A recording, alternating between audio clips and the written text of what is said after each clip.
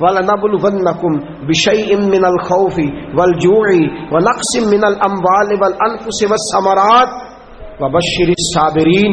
فرمایا میں ضرور تمہیں آزماؤں گا، میں ضرور تمہیں آزماؤں گا، خوف دے کر، جانوں مالوں پھلوں کی کمی دے کر، اور اگر تم نے صبر کیا تو میرے محبوب انہیں جنت کی اور میری رحمت کی خوشخبری سنا دیجیے۔ اگر کوئی نیک بیمار پڑ جائے تو اس کی اللہ آزمائش فرما رہا ہوتا ہے، اس کی اللہ آزمائش کرتا ہے، اللہ تبارک و تعالیٰ اس پر فضل فرماتا ہے، اس کی آزمائش کرتا ہے۔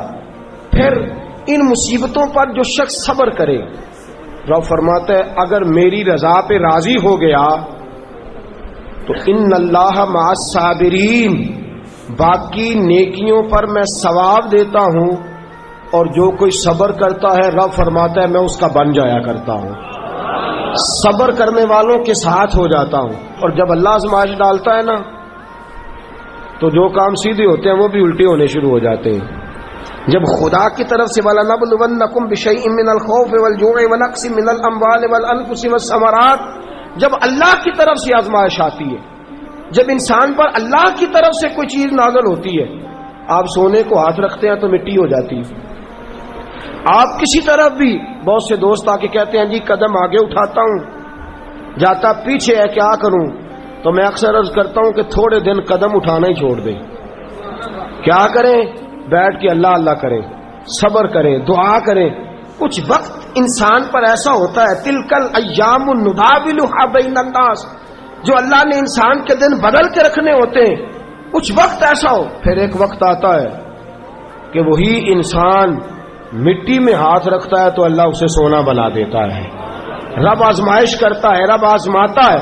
جو لوگ مصیبتوں پر صبر کرتے ہیں، جو لوگ مصیبتوں پر صبر کرتے ہیں، سید عالم نور مجسم شفیع معظم صلی اللہ تعالی علیہ وسلم نے فرمایا، رب فرماتا ہے ایک بندہ اللہ کی بارگاہ میں کھڑا ہوا، قیامت کا دن ہے، فرشتے نامہ اعمال کھولنے لگے۔ اللہ نے فرمایا فرشتوں تمہیں پتہ ہے میں نے اسے دنیا میں بڑے دکھ دیے تھے، اس پر بڑی آزمائشیں آئی تھی، اس نے زندگی بڑی تکلیف میں گزاری تھی، تمہیں خبر ہے؟ یا اللہ ہم جانتے ہیں، بڑا صابر ہے، بڑا صابر ہے، اس نے صبر کے ساتھ وقت گزارا، صبر کے ساتھ اپنے اوقات کو طے کیا۔ رب فرماتا ہے جو اتنا صبر کرے میں اس کا نامہ اعمال ٹٹولوں، اس کا نامہ اعمال کھولتے ہوئے مجھے شرم آ رہی ہے، سارا کچھ لپیٹ دو اور بغیر حساب کتاب اسے جنت میں داخل کر دو۔ یہ صبر کرنے والا ہے، یہ صبر کرنے والا ہے۔ بڑی خوبصورت حدیث، بڑی بخاری شریف میں موجود ہے۔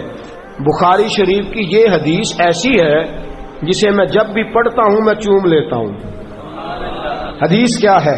رسول کریم صلی اللہ تعالی علیہ وسلم نے فرمایا، رب فرماتا ہے ایک بندہ ہے، اس کو میں نے آنکھیں نہیں دی، اس کو میں نے آنکھیں نہیں دی، اندھا ہے، پیدائشی اندھا ہے یا بعد میں کسی وجہ سے ہو گیا، اس کے پاس آنکھیں نہیں، لیکن اس نے زندگی بھر صبر کیا، اس نے زندگی بھر صبر کیا، صبح قیامت وہ کھڑا ہوا تو رب کریم نے فرشتوں سے فرمایا، فرشتوں اس کو میں نے آنکھیں نہیں دی، بیچارہ نہ بیٹی دیکھ سکا نہ بیٹا، نہ باپ دیکھ سکا نہ ماں، یہ کوئی دنیا کا نظارہ نہیں کر سکا، تم بتاؤ اس کا اجر کیا ہے؟ فرشتے کہتے ہیں مولا جنت کا اعلیٰ درجہ دے دے، اللہ اسے بے حساب بخش دے۔ رب فرماتے اس نے ساری زندگی بغیر آنکھوں کے صبر کیا ہے، اسے صرف جنت نہیں ملے گی بلکہ آج اسے اس کا رب اپنا دیدار بھی کرائے گا۔ فرمایا قیامت میں لوگ جنت کے نظارے کریں گے اور یہ اللہ کا دیدار کرے گا، اس کو رب کریم کے جلوے دکھائے جائیں گے، اس لیے کہ یہ صابر رہا۔ اور میرے اعلیٰ حضرت فاضل بریلوی رحمۃ اللہ علیہ فرماتے ہیں جو صابر ہوتا ہے نا، توجہ ہے آپ کی، میری بات کی سمجھ آ رہی ہے؟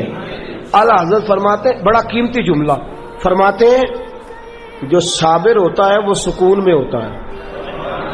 شیخ سعدی رحمۃ اللہ تعالی علیہ کے پاس ایک شخص آیا، کہنے لگا حضرت جی دیکھے نا میرے پاس اتنے بھی پیسے نہیں کہ میں جوتے لے سکوں، فرمایا صبر کر اللہ دے گا۔ کہنے لگا جی صبر ہی کیا ساری عمر، اس نے جوتے لینے کے برابر بھی پیسے نہیں دیے، ننگے پاؤں پھر رہا ہوں۔ شیخ سعدی رحمۃ اللہ تعالی علیہ نے اس کا بازو تھاما، ایک گھر میں لے گئے، دروازے پہ دستک دی، گھر کا مالک باہر آیا، اس نے دونوں طرف بیساکھیاں پکڑی ہوئی ہیں، ٹانگیں تو ہیں پر پیر ہی کوئی نہیں.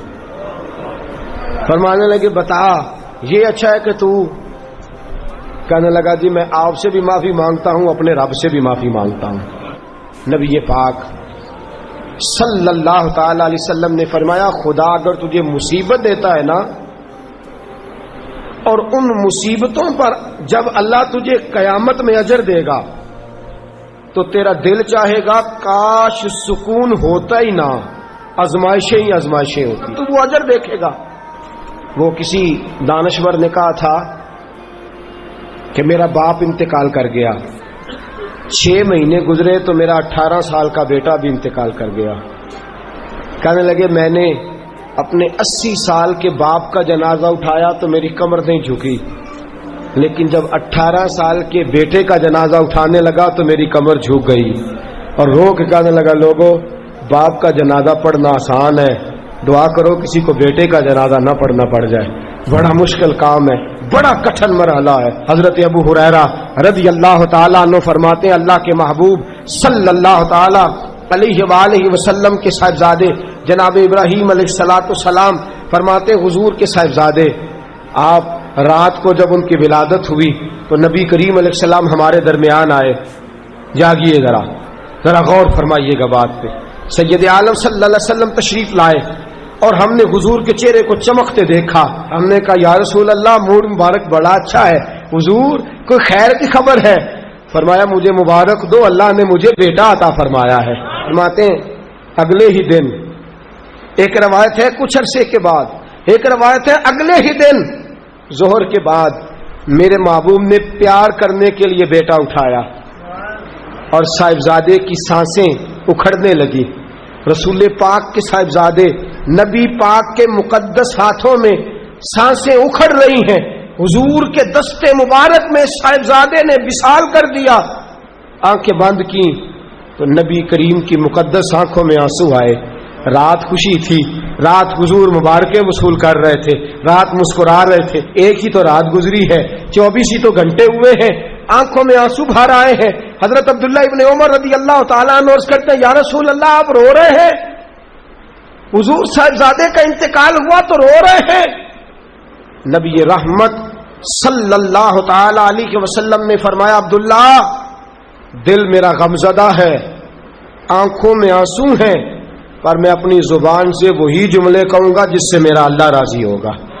میں کوئی بے صبری والی بات نہیں کروں گا. اور یاد رکھیے مصیبتیں اللہ کے پیاروں پر